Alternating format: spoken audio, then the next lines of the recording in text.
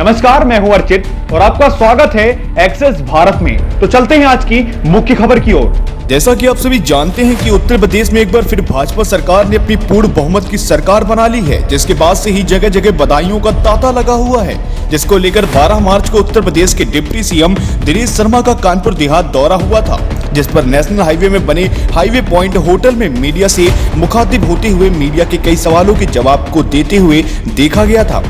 इतना ही नहीं, कुछ दिनों पहले हुई कानपुर देहात के पूर्व भाजयुमो जिला उपाध्यक्ष की विविक्त हत्याकांड के चलते पीड़ित के परिवार से मिलने पुखराया कस्बे भी पहुंचे थे। इस दौरान उनके साथ भारी हुजूम व समर्थक मौजूद रहे थे। मीडिया द्वारा राजस्थान के मुख्यमंत्री अशोक गहलोत के आरोप को लेकर जब प्रश्न खड़े करे गए, तब देखिए इसके जवाब में डिप्टी सीएम दिनेश शर्मा का क्या कहना है। शोक निधन पर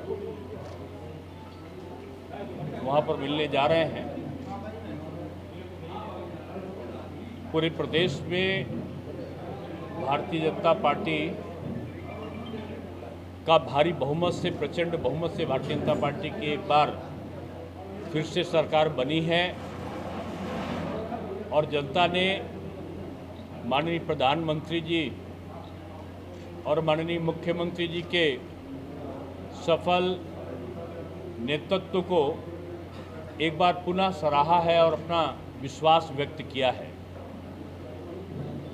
भारतीय जनता पार्टी की सरकार जो विकास यात्रा 2017 से 2022 तक का जो उसने प्रारंभ करी थी, उसकी गति और तेज हो उत्तर प्रदेश में, इसके लिए पूरी जोर से काम करती रहेगी। सरकार की प्राथमिकता होगी कि उत्तर प्रदेश अपराध मुक्त हो, माफिया मुक्त हो, सांप्रदायिक उन्माद और दंगों से मुक्त हो, अपहरण, डकैती, लूट, छिनौती ऐसी घटनाओं से मुक्त हो, नौजवानों को रोजगार के नए अवसर मिलें। इसके लिए भी जो 3 लाख करोड़ के पूंजी निवेश आया है विगत 5 वर्षों में, उसके माध्यम से और नए पूंजी निवेश के माध्यम से इंफ्रास्ट्रक्चर को ठीक करते हुए और अधिक रोजगार का सृजन नौजवानों के लिए करना प्राथमिकता में है। शिक्षा में आमूलचूल परिवर्तन करते हुए पाठ्यक्रमों के साथ रोजगार परक शिक्षा को शामिल करते हुए पढ़ते पढ़ते ही विद्यार्थी नौकरी को प्राप्त कर सके, उसकी तरफ तेजी से बढ़ने का जो लक्ष्य है वो और तेज चले। स्वास्थ्य सुविधाएं, जो एक प्रधानमंत्री जी का सपना है, जो योगी जी पूरा कर रहे हैं कि 32 जिलों में मेडिकल कॉलेज आज खुल चुका है। पूरे 75 के 75 जिलों में हर जिले में एक मेडिकल कॉलेज बन जाए, इसकी तरफ सरकार का अगला लक्ष्य तेजी के साथ काम करने का रहा है पहले से, और वो और आगे बढ़े, इसकी तरफ भी हमारे संकल्प पत्र के अनुसार सरकार काम करने के लिए तेजी से आगे आएगी। महिलाओं का सम्मान, किसानों की आमदनी दुगना करने की तरफ और बेहतर तरीके से काम करने की जो कार्य योजना है, उसको पूरा करने की तरफ सरकार निश्चित रूप में कदम मुख्यमंत्री जी के नेतृत्व में उठाएगी। और जो प्रदेश में आपसी सद्भाव और आपसी जो एक भाईचारा है वो और अधिक मजबूत हो सके, सरकार निश्चित रूप में इस दिशा में सबका साथ सबका विकास के नारे के साथ काम करेगी। और ख़ासतौर से कानपुर के लोगों के लिए मैं कहूँगा कि भारतीय जनता पार्टी के उसमें जो विश्वास व्यक्त किया है, जनता का अभिनंदन, हमारे कार्यकर्ताओं का, हमारे संगठन का अभिनंदन कि उन्होंने अपनी परिश्रम से यहाँ पर अधिकांश जगहों पर भारतीय जनता पार्टी को विजय दिलाई है। मैं यही कह सकता हूँ कि समय के बदलाव के साथ निश्चित रूप में विपक्ष को अपनी रणनीति में बदलाव लाना होगा।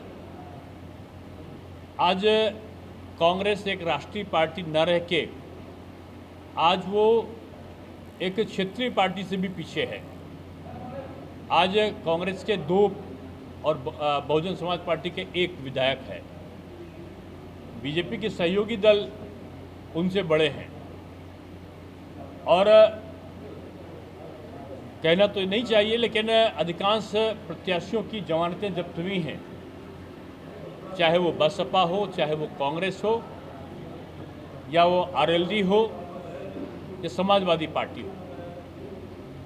मैं समझता हूँ कि जनता के जनादेश को समझना चाहिए कि जनता विकास चाहती है और विकासोन्मुख उत्तर प्रदेश, एक शांत प्रिय उत्तर प्रदेश की कल्पना जनता ने करी है। इसलिए मैं समझता हूँ कि ये चुनाव एक नया संदेश देकर उत्तर प्रदेश को गए हैं और उत्तर प्रदेश अपना एक सर्वोत्तम प्रदेश बनने की तरफ तेज़ी से आगे बढ़ेगा भी, और इन 5 सालों में एक नए उत्तर प्रदेश की संरचना करना और 2024 में फिर से माननीय मोदी जी को एक बार फिर से प्रधानमंत्री बनाने की तरफ उत्तर प्रदेश एक बेहतर काम करते हुए आगे बढ़ेगा, ऐसा हमें विश्वास है। सर, मायावती कह रही हैं कि उनकी हार की वजह है वो कहीं ना कहीं चिट्ठी लिखकर उन्होंने कहा है कि जातियों का समीकरण उन्होंने किया है, क्योंकि हिंदू मुस्लिम के लेकर के उन्होंने वोट जीता है, मतलब सरकार बनाई। बीजेपी ने तो कभी जातिवाद या संप्रदायवाद का नाम लिया नहीं, ना हमने जाति और संप्रदाय के आधार पर काम किया है। हाँ, कुछ अभी नेताओं के बयान आए, आप शायद आपने उसको ठीक से नहीं बताया। उनका यही बयान है कि मुस्लिम बंधुओं के लिए उन्होंने कहा कि वो हमको पूरी तरह देते तो उनको ना देते। इस प्रकार का बीजेपी नहीं करती। बीजेपी 24 करोड़ लोगों के लिए काम तो करेगी, लेकिन तुष्टीकरण किसी का नहीं करेगी। अधिकार सबको देगी, राशन हम दे रहे हैं, सबको दे रहे हैं, मकान हम दे रहे हैं, सबको दे रहे हैं, गैस कनेक्शन दे रहे हैं, सबको दे रहे हैं, लेकिन तुष्टीकरण किसी का नहीं करेंगे और न्याय सबके साथ होगा। स्वामी प्रसाद मौर्य ने कहा है कि बीजेपी के जीतने से हमें कोई फर्क नहीं पड़ता। क्या वो बीजेपी में वापस आएंगे? अभी तो वही बताएंगे। सर, 22 में मुख्य एजेंडे क्या होंगे? मैंने एजेंडे ही बताएं, जो आपको बताएं ना, वो एजेंडे ही राजस्थान बनाए। के मुख्यमंत्री अशोक गहलोत ने कहा है बीजेपी हिंदुत्व ध्रुवीकरण की राजनीति करके जीती, और वो उनका अपमान करके जीतते हैं। अब अपमान करने का समय चला गया, सबका सम्मान करना पड़ेगा और सबका 2022 में जीत हुई, पूरा बुलडोजर से जश्न मनाया गया पूरे उत्तर प्रदेश में। क्या बुलडोजर चलने वाला है फिर से? जनता ने ये भाई भतीजावाद, परिवारवाद, भ्रष्टाचारवाद और जातिवाद और संप्रदायवाद की मनोधारणा पर अपना मत रूपी बुलडोजर चला दिया है।